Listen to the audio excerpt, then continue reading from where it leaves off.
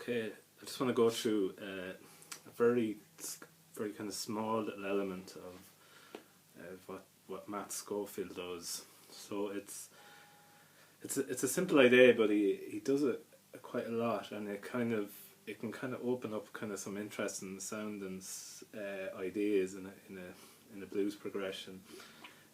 So basically, the idea is that a lot of players they like to land on the major third, say on A, but he'll glance over the third, but he doesn't like to lean on it too much.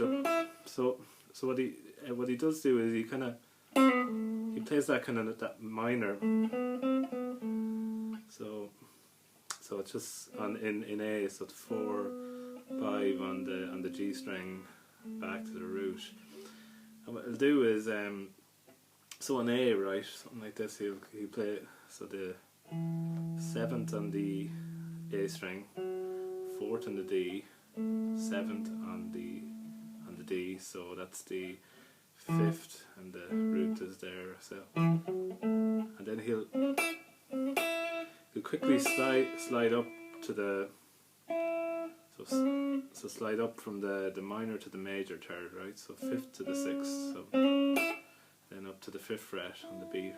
So what the interesting thing then he does when he comes back down, then he comes back down with the minor third, right, which is something you just I never do, and I don't see it too often. So when he does it, he hits that note kind of hard, and then he'll kind of either hammer on or just pull off, right, depending on. So then that's a really loud note, and then back to the root is kind of quieter, right? So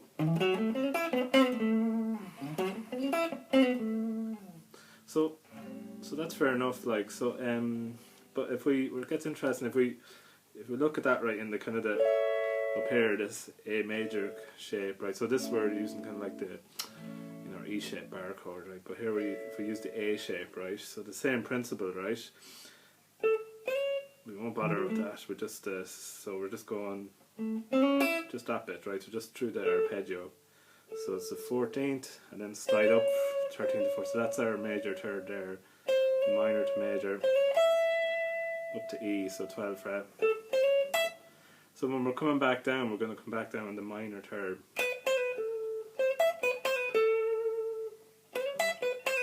So, same thing.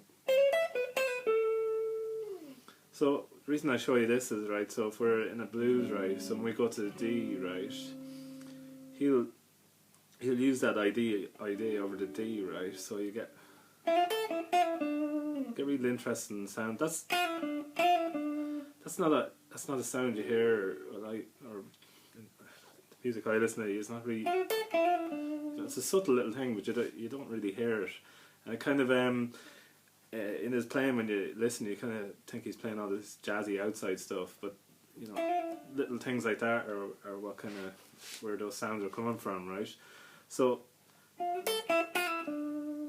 that's over the D, right? Back to it. Obviously now he doesn't just keep repeating it, but this, amongst his other lines,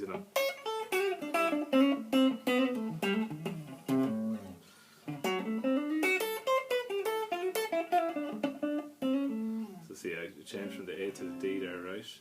So again, so then we can do this over the E as well. So we'll do that, like, he does a lovely lick, right? He goes.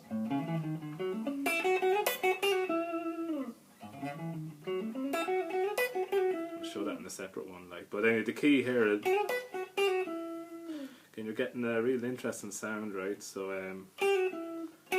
so we're just basically moving this idea.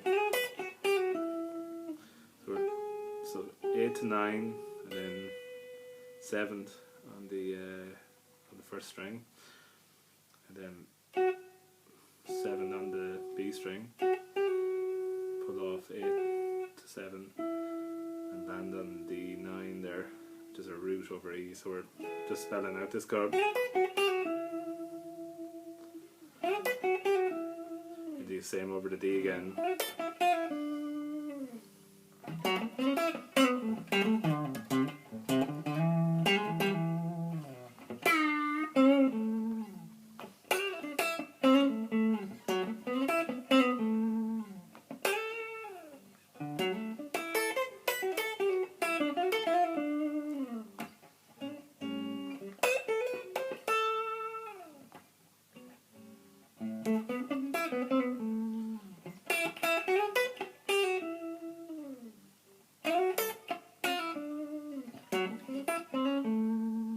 There, I just kind of just played that over the changes. So that's pretty much it. So he does this. I probably doesn't even realize he's doing it right. But he does it over. So if we look at the pentatonic, right,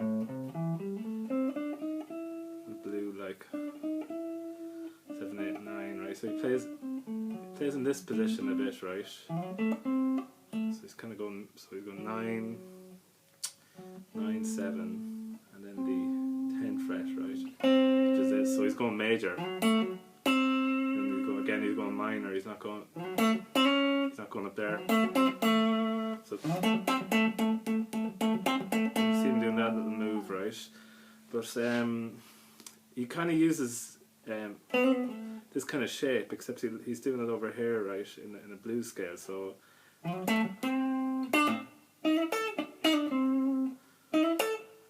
Worry about that. We'll focus on this. So 8 to 9 and 10 here. And there's our little move again. A similar sound. So he's using the same move just over different notes.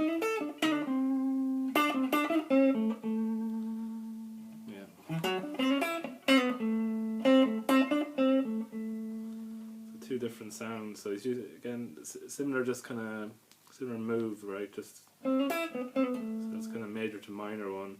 This is just over. This is more of a bluesy. Yeah.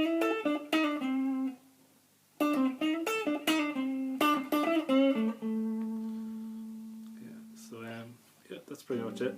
Thanks.